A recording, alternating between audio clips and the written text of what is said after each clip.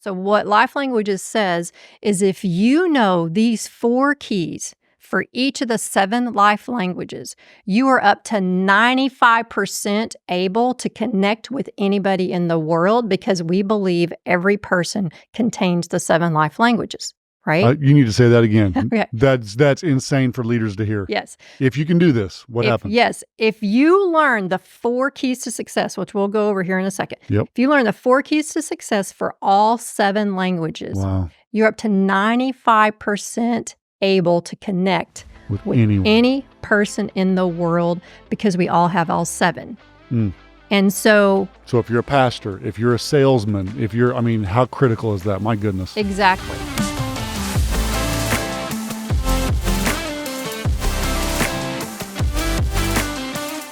Hey, what's up, ReLeaders? I'm so excited to have you back for another episode. If you're new to the ReLeader community, we ReLeaders, what we do is we rebuild, we restart. We may not have started the organization, but we're here to fix what we didn't break. We may not have started the department, but we're here to restart it, to rebuild it, and to re-lead it. And we are a niche community. And so if this is interest to you, if you find yourself, you're like someone saying, yes, someone's defining who I am, be a part of this community. We'd love to have you. You can go to ReLeader.co, and there you'll find a community of ReLeaders. I produce content every week, pushing that out to ReLeaders.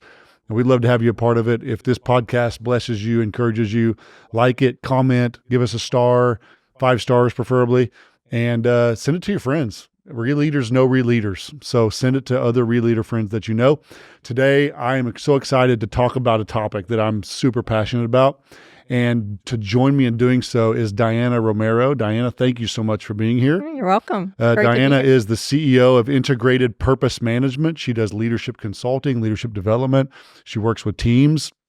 One of the areas that she's an expert in that I can't wait to pick her brain on is a personality. We won't call it a personality test. No, it's a communication assessment. Oh, that's so much better. A communication assessment. Yes. And so my church, Victory Church, we use this tool.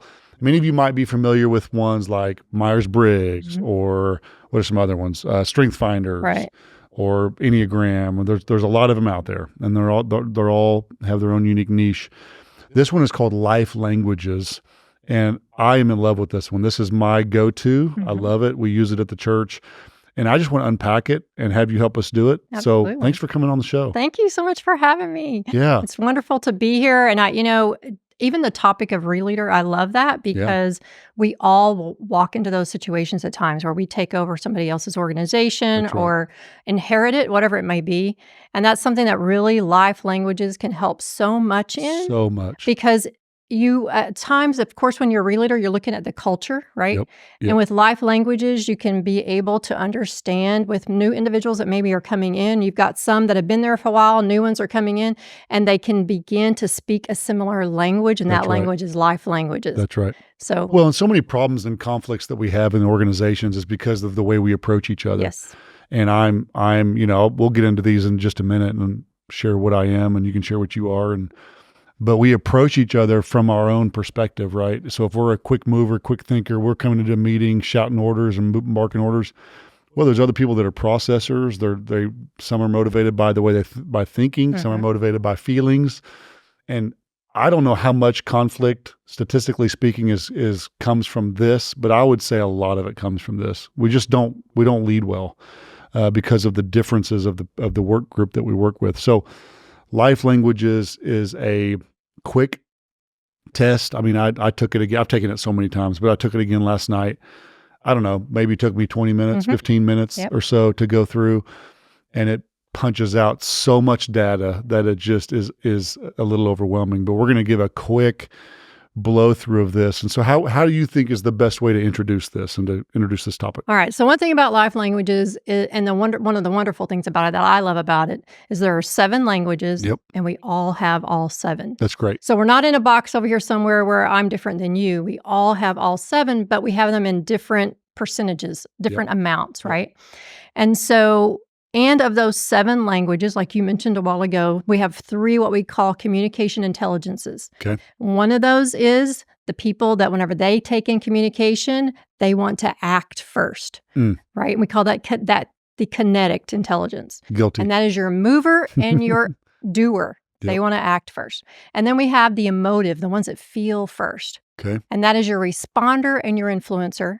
And then the third one is the ones that are cognitive. They think first. And that is your shaper, producer, and contemplator. They think first, but for different reasons. They're looking at different things. And so a lot of people, whenever they go through life languages, even if you ask them, what do you think you are? Do you act first? Do you really want to get into action when you hear something? Do you feel? They usually know which one it is. Yep. Feel, act, think, which one it is. Yep. So that can at least get them started. But then there's additional things that we need to learn about the languages that helps us be able to connect with that other person. And that's really what it's all about. It's not about I want the world to revolve around me and how I do things. It's about reaching or building a bridge to the other person and truly understanding them, because what we know through life languages and just in general, right, through communication, everybody wants to be heard and understood. So true. Right? Well, I love the language you just used about building that bridge. And life language does such a great job of helping me know how to build that bridge. So if I'm a shaper, which I'm a shaper, right? I'm a shaper mover. Yes. Okay. So I don't want to do it today. I want to do it yesterday. Yes. I want to move. And you want to have a plan. And I want to have a plan. But if I'm working with a responder or a high contemplator, contemplator is way, way, way, way low on my charts.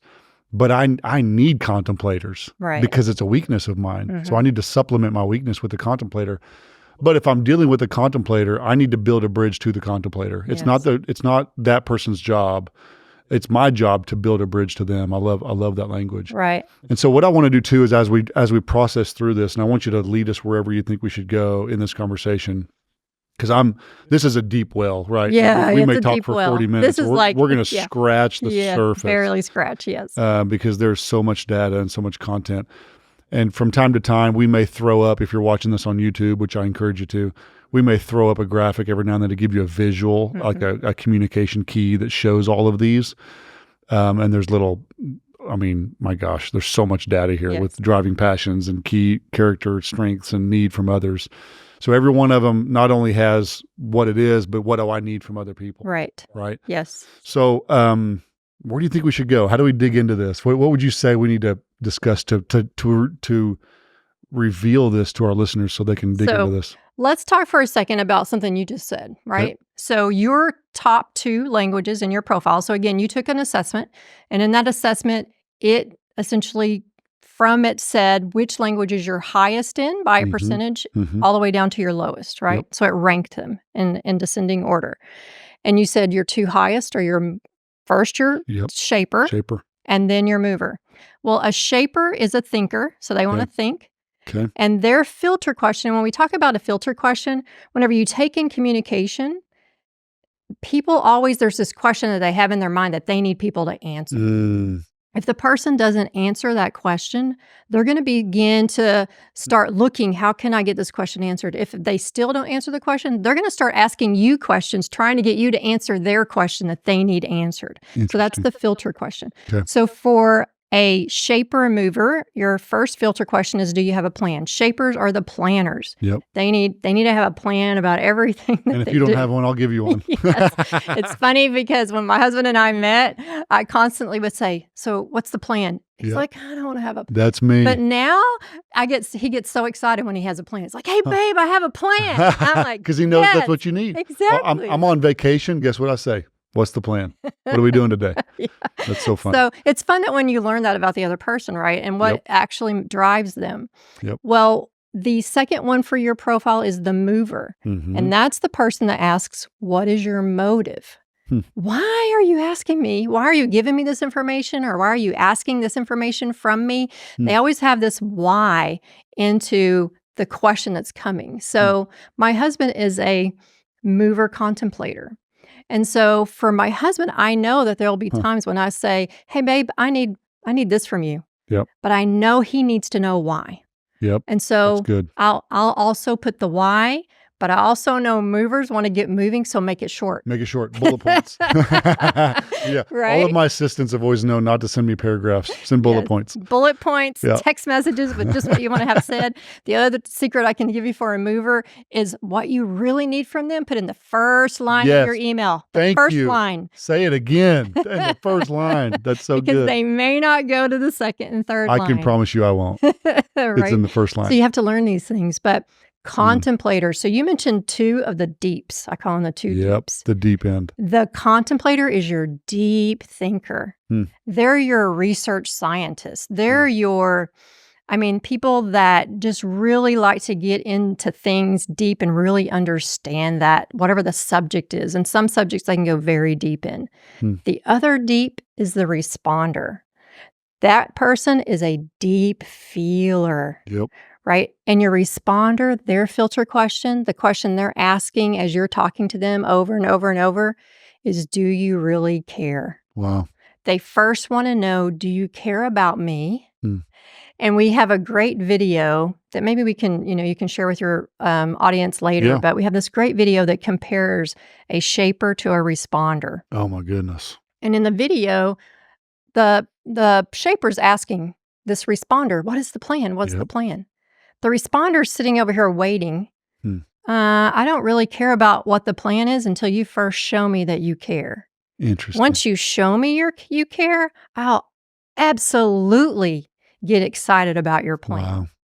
So sometimes we just have to remember it. I know for me, I'm also a high shaper. We talked about this. Yep. Our score is exactly the same. Which is wild because they're high. They're it's both high. high. Shaper. Yes, we're both high shapers.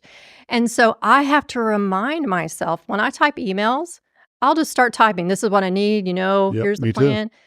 And then I have to stop myself before I send it. Insert some softness. Go back to the Me top too. and That's insert what I do that. too. How are you? How are you doing today? I start with the facts and then I go back in and at the beginning, I hope you're having a great day. I do too. Yeah, but I get my part down first and then I go back. But the only reason I do it is because now I know about life languages. That's I went through years and years and years in corporate America and I didn't know.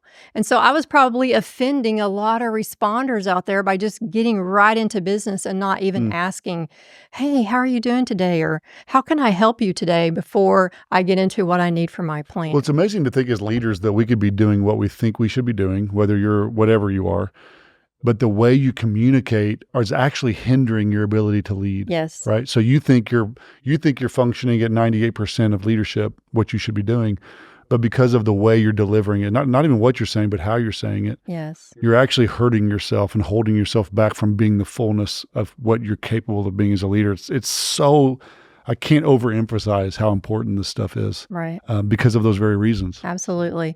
And the other thing is, about 30% of the population, based on all of the data that we've collected at Life Languages, because they've been around for over 30 years. Yeah. About 30% of the population has primary language, the very first language responder. Are you serious? Serious. So wow. Knowing that 30% of the population 30%. needs to know you care first is super important whenever you're going, let's say you have a business dinner, networking session, and you're meeting people. If you get right into, hey, this is what I do, blah, blah, blah, and you haven't first said, hey, man, tell me about your family. Tell me about you, right? Wow. You've probably lost 30% of the room. Wow. So it's so important, even in, a lot of people that do sales use this information because in sales, you got to connect fast, right? And so knowing the questions to ask to kind of mine a little bit on maybe who am I talking with and how can I really connect with this person, learning these keys to success that we're looking at right here about all of the languages is super handy. Well, even in marriage. I mean, my gosh, you've referenced it several times. I mean, anytime we're interacting with other human beings. Right. So let's do this. We kind of already covered it, but what I want to do is if you're on YouTube, if you're not watching on YouTube, watch it on YouTube. Pause it, go to YouTube.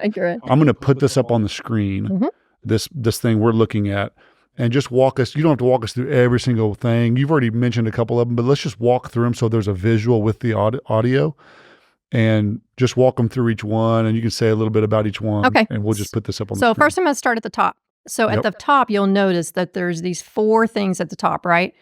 Answer the filter. So the filter question, I mentioned that a while ago. That's that question that each language has that needs to be answered. So answer that first. Answer it first, because if it's not answered, the person's going to start getting frustrated with you. Interesting. If it's not answered, okay? Okay. Because they truly need it answered. The next is there's a need that needs to be met by you. So this is really important in marriage or with your kids. Yep. You know, the pastor of our church says that if he had not learned about life languages, his relationship with his son probably would not have happened any way that it is today. Now they're best friends. Wow. But it makes such a big difference. So there is an innate need that we all have, and we need those that are in contact with us to meet that need. Wow. The third one is your driving passion. Driving passion is that thing that you think about when you get up in the morning and it drives you through your day and you're still thinking about it when you go to bed. And there's a lot of people that are unhappy in their work life because they're not getting to live out their driving passion every day. That's so good.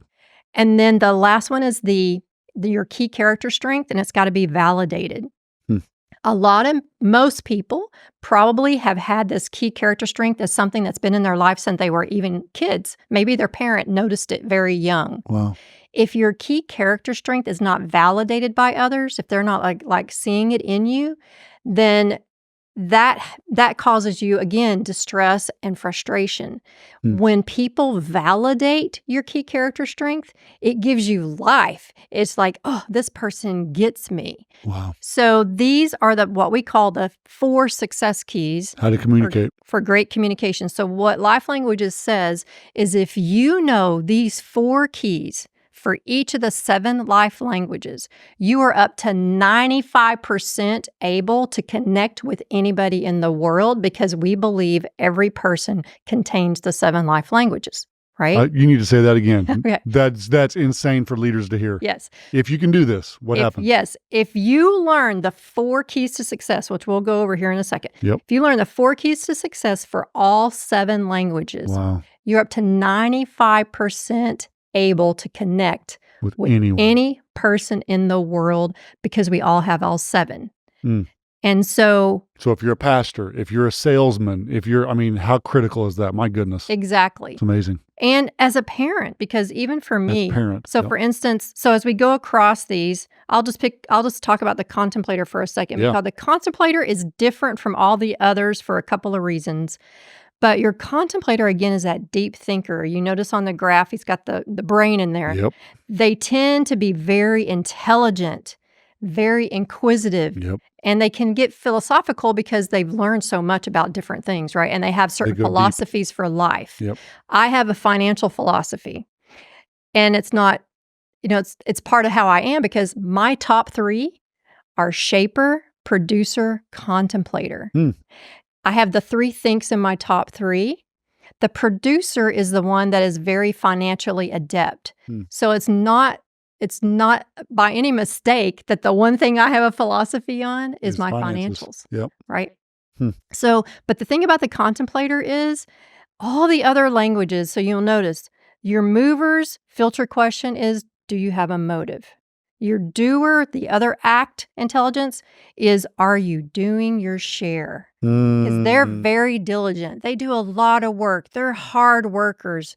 They have lots of attention to detail. You have doers on your staff. They're the ones that stay late to make sure everything they had planned and knew they had to get done that day got done. They checked every single box. Which I love that, because you said the driving passion. Their driving passion is to finish. It is. They want to finish. And your movers, they'll stay late to do it. Your movers need doers. Absolutely. So within an intelligence, the 2 languages can be very different. So movers and doers are very different. They both want to act first, but their motive is different. A mover is very innovative, visionary, has great ideas, just wants to get going on their vision. I don't want to do the work. You need that doer to get the work done for you, right? That's me, yeah. So that doer is that person that's going to see your vision. They're going to put the details in place of what it's going to take to get that vision done, and they're going to check them off and help you get things done and finish. Because what happens is a lot of movers are your entrepreneurs. They start these awesome businesses and they get them going, but sometimes they falter because they never pass it over to an implementer or a doer. And so it just kind of fizzles at that point, Wow. right? Because they're not good finishers. They're great starters, but not good finishers, where your doer is an awesome finisher. So knowing that Wow. and knowing about what you have on your staff, right, and the strengths in your staff is so important. And then on your feels is your two feeling intelligences is your influencer and your responder. Again, within the grouping, they're very different, but across some of the languages, you'll see similarities. So your influencer is that person that's very intuitive, inclusive, and they're enthusiastic. You love influencers because they're usually the life of a party. They never meet a stranger. Yep. They have high energy. They're just wonderful people to be around. They love to They're celebrate. energized by that. Yeah. Totally energized. Extroverts. Most of the time. Really? But my husband happens to be a high influencer, and he is an introvert. Really? That's So fascinating. most of the time they are extroverted, but not all the time. That's fascinating. Now their filter question is, are we communicating? And that is because it's super important for an influencer to be communicating with people well, because they want to connect with you. Yep. Right? You'll see down there, their driving passion for an influencer is to encourage, but their need from others is to connect. They need to connect with others. Yep. And then the responder is a little different from that influencer, whereas a responder, so an influencer also is somebody that interacts very well one-to-many, meaning they're great in a crowd. Because they're meeting everybody, they're connecting with everybody, they're your great networkers, they enjoy networking. Responders are more one-to-none or one-on-one. And so what I tell our responders are deep feelers. They feel very deeply. You'll see that their major characteristics are they're compassionate, they're creative, they're passionate. They're passionate about the things that they have rolling in their lives that they focus on. And if their job happens to be something they're very passionate about, they'll give you 110%. And so, but you have to let them know that you care. You got to tell them. That's you right. got to let them know you care. Yep. And then their need from others is acceptance and being heard and understood. First and foremost, with a responder, please accept me for who I am. Don't try to make me into somebody else. Accept me for me. And if there's ever a conflict with us, please give me the opportunity to be heard and to be understood. Because I need that, because if I'm not heard and understood, then I really don't know that you care, right? It all kind of feeds on each other. Wow. And as you'll see, their key character strength is compassionate. They're very, and I thought this was so interesting during COVID, if I can bring up the C word, that we talked a lot about our first responders, right? And our first responders were those people that led with a heart of compassion to go out there and help. That's right. When everybody else was scared, right? And it was those responders, those people that is their passion and is living out that compassion in their life. I just thought that was so cool. Is good. Yeah. How it aligned, which it does align. We never knew, right? Yeah, that's good. And then when you get into your think category, so you have, like I said, me, your shaper, producer, contemplator. They think, but for different reasons. So your shaper is that organized, strategic thinker. They're really thinking strategy. How does this work? They're thinking plans, and they're doing all these different scenarios of contingencies. What if this plan doesn't work, right? This is what I tell my husband, because he's a mover. Remember, he wants an answer. He wants it quick, and he would love yes or no if that could happen. But I tell him, I say, when you ask me a question, and if it's not just a simple yes or no question, my shaper, I'm stopped for a second, and it's running through all these scenarios in my head of, okay, what if this happens? What if this happens? What if this happens? And then once I think I have the best answer, I'll answer you. But there's a pause. That pause drives him nuts. Because he wants it now. He's ready to go. He wants it now. But he now knows he has to let me pause, because, again, I'm a big thinker because I have all three things first in my profile. And then you have your producer. Again, they're financially adept, although I tell people they don't come out of the womb knowing how to handle financials. They just tend to to kind of go toward They financials. think that way. Yeah. Right. And once they learn them, they're very good. Usually your producers are your most philanthropic people. And they're your highly generous people. Oftentimes when they come to meet people, they're very hospitable. They come bearing gifts. I came bearing gifts today for you, right? Yep. Because it's just super important to them. They're givers. Interesting. They're very generous. And they tend to be very resourceful. So when they're thinking, the shaper's thinking strategy, the producer is thinking, okay, how are we going to use all these resources? What's the best use of resources? So they're thinking about resources. You take a responder to a networking session, you have that influencer that's meeting everybody. The responder's meeting people, but the reason they're meeting people is to find out what do they do and how can I use them as a resource? Or you know what? If Aunt Betty needs a plumber, I know that this guy's a plumber. I can connect Aunt Betty with this plumber, right? So that's what they're thinking when they're meeting people. A little bit different from how that influencer is thinking when they're networking. Yeah. And then again, as we talk about the contemplator. Now, your shaper's filter question was, do you have a plan? We talked about that. A producer's is, are you managing your life? And they're asking that question about management because, again, what are you doing with all your resources? Because they want to be efficient. Yeah. Your shaper wants to be efficient. Your responder just wants to know that you're being responsible with the resources that you have. Because a lot of times we have a lot of... The producer or the responder? The producer. Did I say responder? Yeah, you said responder. I'm sorry, the producer. Yeah, the producer wants to know, are you being responsible with what you have? Okay. And if you're not, they don't consider you managing your life. Interesting. They'll write you off. Yeah. Now, the contemplator is a little different with their filter question. All these other languages, their filter question is outward. Do you have a motive? Are you doing your share? Do you have a plan? Are we communicating, right? The contemplator's question is inward. Am I very interested in this? Does this really interest me? And so one of the things that you have to really work with, especially if you have a young contemplator in your home, right, your child, they have to learn that the world does not always revolve around what they're interested in, right? And so one of the things we really have to work on those contemplators is, hey, you know what? Sometimes you have to do the things that you're not interested in. And a lot of times, too, the contemplator might be someone who, if you have a friend that maybe's been they've graduated from college and they've now been through their 5th, 6th, 7th job and they haven't settled on something yet, they could be a contemplator. Because that contemplator is trying to find that thing that truly interests me. Interesting. That's really going to set me on, I don't mind spending my time on this, right? And so once they find that thing that they're fully interested in, they'll probably stick in it for quite some time, if not forever. So that's something to know about your contemplators. You know, and I laugh because my daughter is a second language contemplator. She's a responder contemplator, the 2 deeps.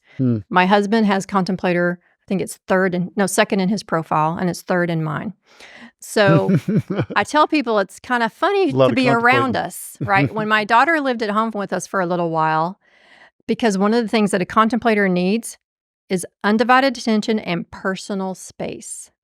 So it was interesting when my husband and I met, and when we talked about getting married, he said, well, I have one request. I said, okay. He said, I have to have my own guy town room. I have to have my man's room. And I said, okay. And he said, because sometimes, I just need to go in there and I need to shut myself, and escape. I need to watch whatever I'm doing. He is an introvert. Yeah, he's got to go recharge. Yes, he's got to go recharge. And I said, fine, that's cool. Again, we didn't know about life languages at that time. Every house we've had, he's had his guy town. He's had his personal space, right? Well, when we were all living in the house together, you would think we never talked to each other because I would be in the living room doing my thing. My daughter would be in her room doing her thing, and my husband would be in his room doing his thing, right? Because we all had been out working all day, and we came home and needed our personal space. And so we're recharging, and we just need some time just to do what we wanted to do because potentially a large part of our day, we weren't getting to do what fully interested us the most, right? So knowing that, and if you have a child that that, it's good. But the other thing is when they're with you, when you're with a contemplator, they want your undivided attention. And so when I learned about life languages, my daughter was already an adult, and because I took the assessment through our church. Our church offers this to everybody in the congregation. Hmm. It's part of our culture. And my husband and myself and my daughter took it. And I actually went and had to apologize to my daughter. I said, I had no idea that when you and I are in each other's presence, you really need me fully there. Hmm. Because I'm certain when I was raising her, there were times when I wasn't fully there when she was in front of me, right? I did know, though, and I had picked this up over time, if she and I were ever traveling on a trip together and it's just me and her in the car, she would spill her guts to me. Wow. But she finally had me in a personal space, just me and her, and we would talk and talk and talk and talk. Huh.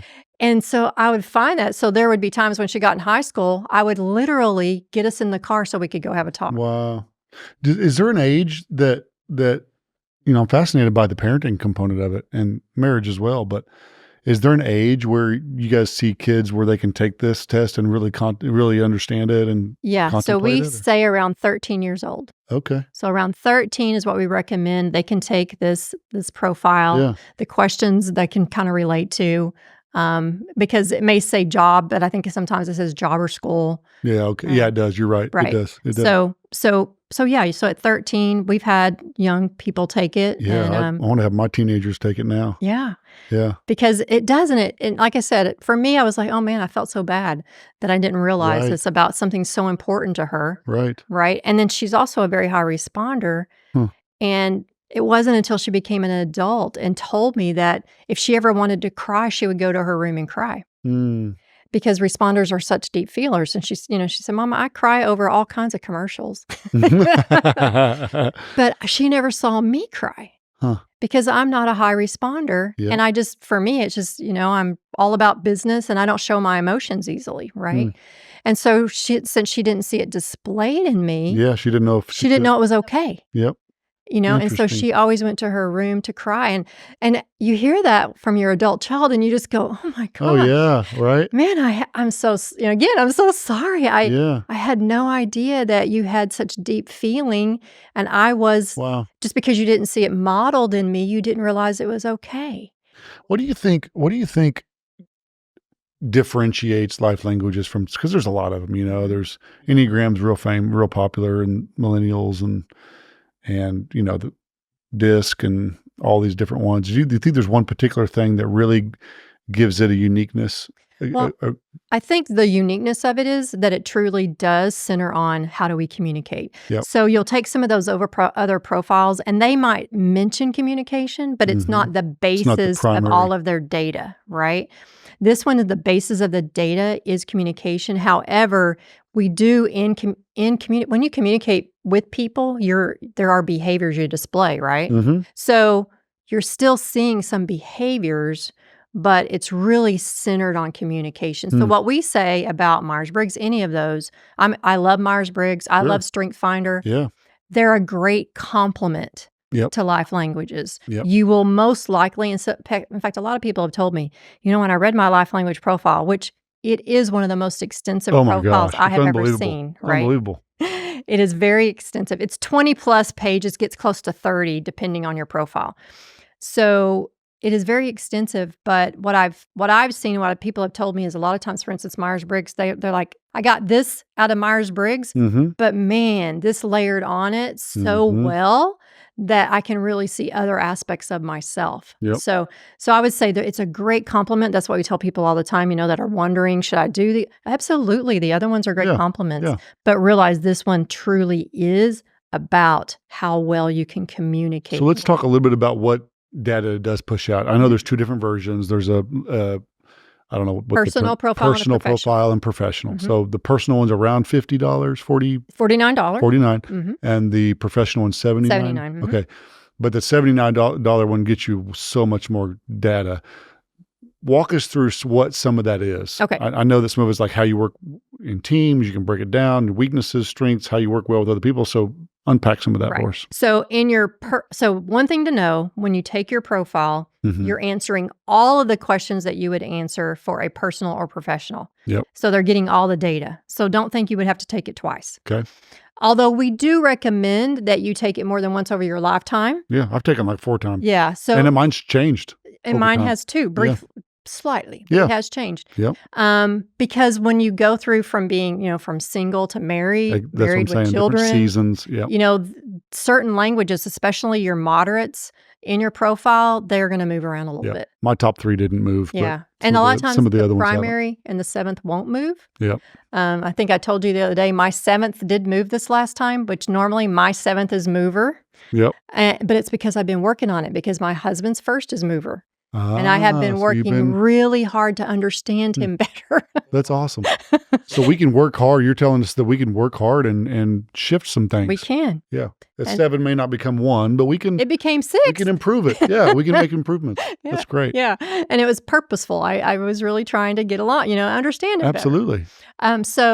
So in the 2 profiles. So the both profiles will give you your profile, so the 7 languages in their descending order, and tell you the percentage of that language, the characteristics, qualities, and attributes that language you have. So for instance, I think for you and I, both of our shapers are in the high 80s. Yep. Right? And 87. Yeah. Like 87, 88. So, so that means of all the attributes that are in the assessment of the shaper, we have 88% of those characteristics, qualities, and attributes. So, and then it goes in descending order, right? So other ones we have less. And I think for me, my doer now is at the bottom. It's like 27. Okay. So everybody's going to get that information. And no matter which profile they have, personal or professional, they're also going to get a lot of information about their first primary language, their high language. And it's going to give them a lot of information. In fact, I brought the Communication IQ book, and you see I have it all tagged here. But I brought it because this book is going to give you tons of information about all of them. And so, but it gives you pretty much everything the book would tell you about your primary language. Okay. And then it's going to break that out, and it's going to tell you there's a table, and then there's a graph. It's going to explain the table and what the table means and what the headings of the table means. And then it's going to give you a summary for your other languages. So for your primary language, a lot of information. And then for the other 6 languages, it's going to give you a summary. But it is going to tell you everything that we have been giving on this graphic. Okay. Gotcha. So you will get this, especially the 4 keys to success about every language. So that's the personal profile. So it'll give you that. The professional profile gives you additional data. There's additional data is called the communication indicators. These have nothing to do with the languages, but they're indicators that Life Languages found was also important sometimes in communication settings. So for instance, one of those indicators the first one is your acceptance level. And what that is asking you is, when you see yourself, do you first see your strengths and your positive character qualities? Or do you first see your I guess you could say those weaknesses, right? Your weaknesses, and your negative character qualities. So which one do you dwell on the most? Interesting. Some people, man, they see that positive, and they're very, they can see their positive character qualities, and they sometimes have to think about, do I have negative character qualities, right? But there are some people that to get to the positive, they have to walk through their negative character qualities. Interesting. They really struggle with seeing the good in themselves. To me, for a boss to understand that they might have an employee that really has a hard time seeing the positive about themselves, it should really help a manager know that whenever I get into the presence of that person, the first thing I don't want to do is tell them about that. Right. The negatives. Don't start with the negatives. Because they're going to capture that negative, and you've just lost them because they've gone off on a kind of beating themselves up tangent of, right? So first thing you want to say to a person like that is you want to say something positive. And then knowing that about yourself. What we say in Life Languages, we have always, every time we do workshops or so forth, we say we have 2 main goals we want to accomplish. And that is one, to become self-aware, Uh-huh. right? Preach. Super important to be Yes. self-aware. Very. So that's why it's so important to read your profile. But the second one is then to internalize the 7 life languages. So work on yourself first, know yourself first, right? And then learn the 7 life languages so you can begin to build that bridge to Build the the other bridge. person, right? Yep. So in the profile and the communication indicators, so that's one example of one of the things that it tells you, which is really good for you to know about yourself. Yep. Do I go through the negatives or do I focus on the positives? And actually, sometimes maybe I need to think about what my weaknesses are, right? Another one is intrusion level. How well do you handle intrusions in your life? How well do you handle interruptions? How well do you handle we're planners, we have a plan. How well do we handle something that interrupts our plan? Or where there is no plan or whatever the case may be. Right? Yeah. And so there are some people that don't handle intrusions well at all. There are some people that are moderate. Sometimes they're good, sometimes they're not. And there are other people that they could care less if there was an intrusion, right? But again, knowing that about really yourself important to know helps. about yourself or the people who report to you. Yes, absolutely. Or people in your family, right? Yep. So there's those communication indicators are additional indicators that we give that just helps you, again, learn more about yourself and others and really could make a big difference in a relationship. I'll give you an example of a boss. I coached a company, so we went through their entire company. Every employee took the profile. I coached all of them. And this one manager came to me and she said, I really don't understand this employee. They're a high shaper. I know they have a plan, but they're always late. No matter what assignment I give them, they're always late. Normally, you would think somebody that has a plan wants to get on time, right? So I talked to this individual and I said, what's going on? But I looked at the communication indicators. Well, one of the indicators is, are you more self-controlled or are you spontaneous? This individual loves spontaneity. Low spontaneity. Well, the thing about spontaneity is a lot of times they're kind of thrill seekers. They love waiting until the last minute to do something because they feel under pressure and let me see if I can get it done. Well, that was this individual. They loved that spontaneity. They wanted to wait till the last minute. They thought, I have more energy at the last minute. I can get this done. Unfortunately, they didn't start soon enough at the last minute because they never finished on time. And actually, that one thing caused that person to lose their job. Wow. Because the manager needed them to be on time, right, with the plan, but they couldn't. Wow.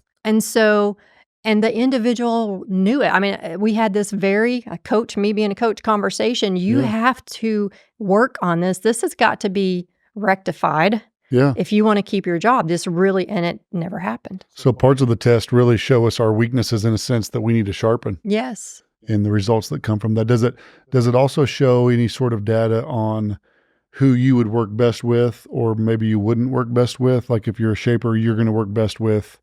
Does it do any of that kind of work? Or is I wouldn't say not in that way, but what it does tell you essentially, so whenever you get your profile, you're going to have a table that shows you your percentages of every language, right? Yep. Any language over 50%, right, are the languages that you have more of the characteristic qualities of, right? Okay. So those languages you're going to be more fluent in, and most of the time, if you're around people that also have those high in their profile, you're going to connect with them. You're going to get along because they understand you and you understand them. And you're right. You're like-minded. Yep. If you have to spend all day with maybe a person that's really high in your bottom language and they're operating in that all day long, that can drain you. Yep. So it's not necessarily you're not going to get along with them. It's just you're going to be drained by them, right? And so knowing that going in and knowing that person that's low, they're lower in your profile, you maybe have to prepare yourself. I'm going to have to spend all day with somebody, like for you and I, responders, low in mine too, lower in mine. It's my 5th, I think. Yep. So if I have to spend all day with a really high responder and that's all they're just telling me their sob story all day. All the feelings. Feelings, right? All the feels. All the feels. Then it may be harder for me. But what I've told myself, because again, so many relationships that had impacted me and my sister's a primary language responder. And what I now know is that I have to give her time to kind of be able to vent to me and to tell me her heart, right? And I need to listen. And I just need to give her that time. If I want to have a good relationship with my sister, I need to do that. And I didn't realize that till I took life languages. Well, it's building that bridge. We talked about it in one of the other podcast episodes of, if I'm a high mover and a contemplator is trying to communicate with me, like you were saying, they're sending me a 3-page email. Over time, I'm going to begin to resist that person because we're just not communicating on the right levels, or the way they approach, and it can really cause dissension or distance where there doesn't need to be if we're building the right bridges and if we're approaching people with the right language and speaking. We're basically just, hey, speak their language. Yes. And something I've done for other clients is I've given them a grid, all their employees, what their primary languages are, and the communication how each language prefers to be given communication in an office setting. So for instance, you just said you have a contemplator that gives you a 3-page, right? Mm-hmm. So first of all, I let the contemplator know that you're a high mover. Don't do that. Right. Your mover boss needs bullets and as few words for you to be able to get across what you want to get across as possible. Yep. Now, contemplator is going to try to do that because a contemplator wants to know. And if they know that, they're going to want to do what you want. Yeah, they seek to understand. Right. Yeah.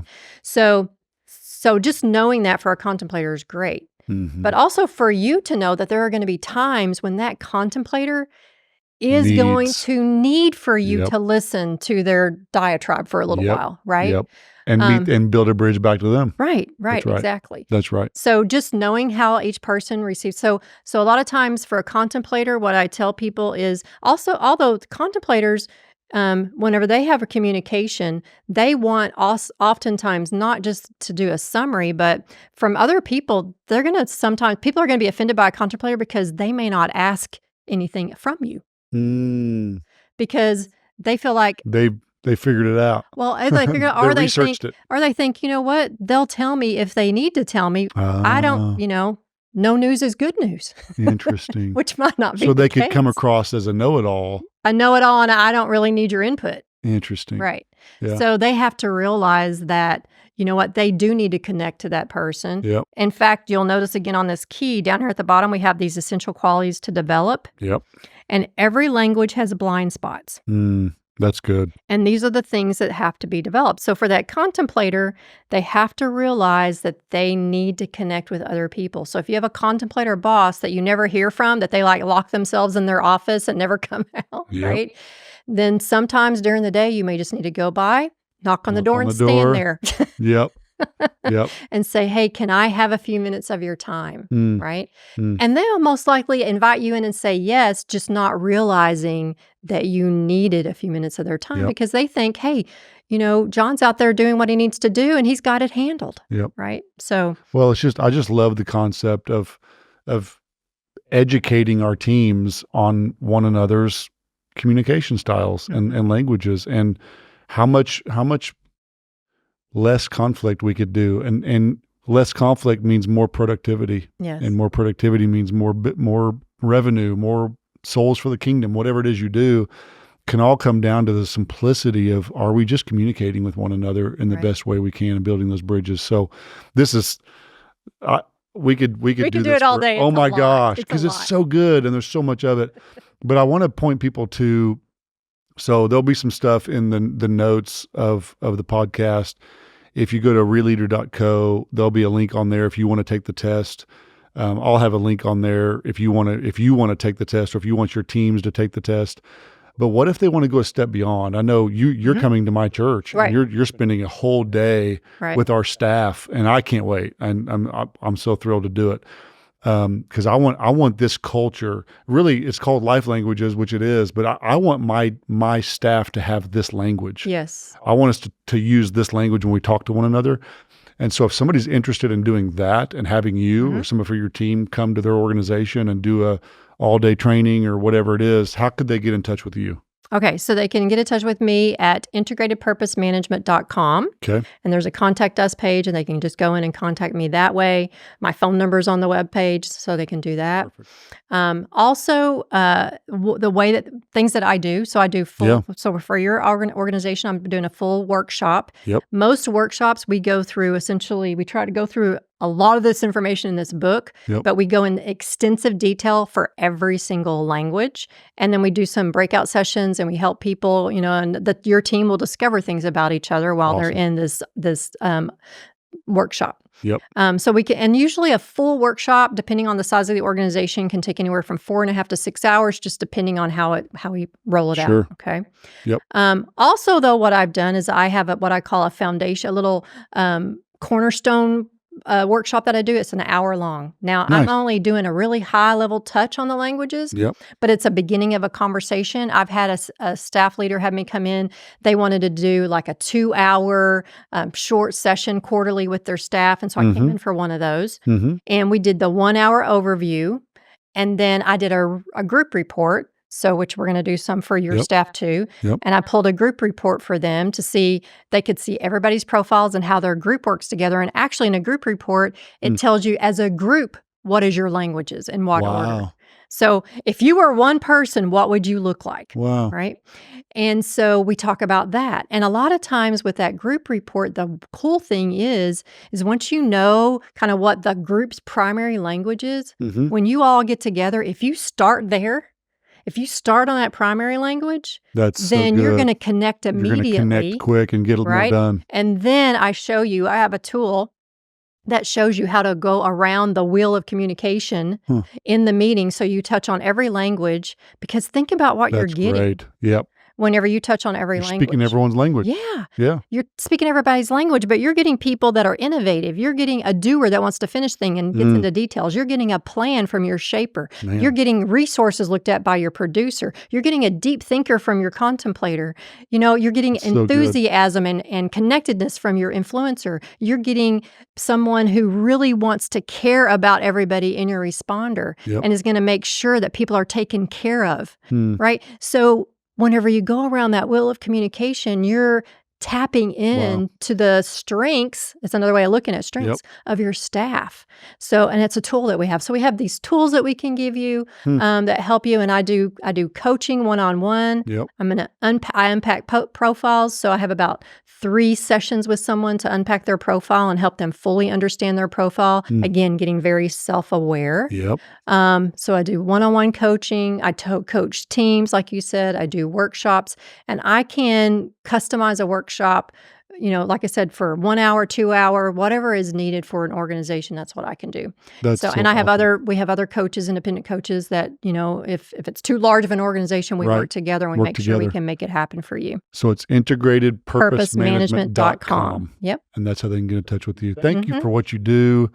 You're making leaders better. You're making organizations better, and you're making my podcast better. So I'm excited for you to come to the church and do this at our church and get more involved with it. So thank you so much for coming on. I'm excited too, John. Thank you so much for having me. It's been such a pleasure to be here today. You're very welcome. So do this. Go there. Get involved. Make your team better. Thanks for watching the show today. Again, if this has been helpful to you, share it. And there may be people on your team, like send this to your manager, send this to your leader and say, we need to do this. Share this podcast with your ReLeader friends. Thank you so much for watching today. Until next episode, let's go fix some broke stuff.